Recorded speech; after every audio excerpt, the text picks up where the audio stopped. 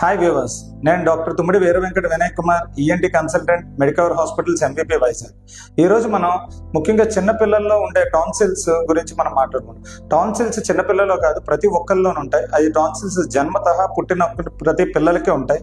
But tonsils అనేది మనకు రోగ నిరోధక శక్తికి, హెల్దీ టాన్సిల్స్ రోగ నిరోధక శక్తికి మన బాడీలోకి ఇన్ఫెక్షన్స్ ఎంటర్ అవ్వకుండా గొంతు దగ్గర ఒక రక్షణ బొట్టుల్లాగా వాళ్ళు పనిచేస్తాయి.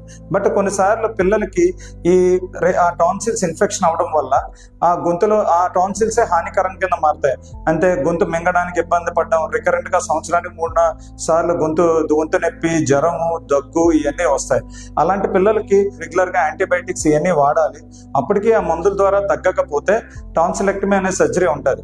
ఆ టాన్సిలెక్టమీ సర్జరీ చేసుకోవడం వల్ల ఆ టాన్సిల్స్ యొక్క ఇన్ఫెక్షన్ మనం శాశ్వతంగా పిల్లలకి తీసుకోవచ్చు. ఇప్పుడు ఈ టాన్సిల్స్ లోనే మన మెడికవర్ హాస్పిటల్లో అత్యాధునిక కోపులేటర్ పద్ధతిలో చేస్తున్నాం. ఈ కోపులేటర్ పద్ధతిలో చేయడం వల్ల పిల్లలకి ఎటువంటి నొప్పి కానీ, బ్లీడింగ్ కానీ, మళ్ళీ భవిష్యత్తులో మళ్ళీ రావడం కానీ ఇలాంటిది ఏమి ఉండదు. అండ్ ఉదయం చేసి సాయంత్రం మనం డిశ్చార్జ్ చేయొచ్చు. Thank you.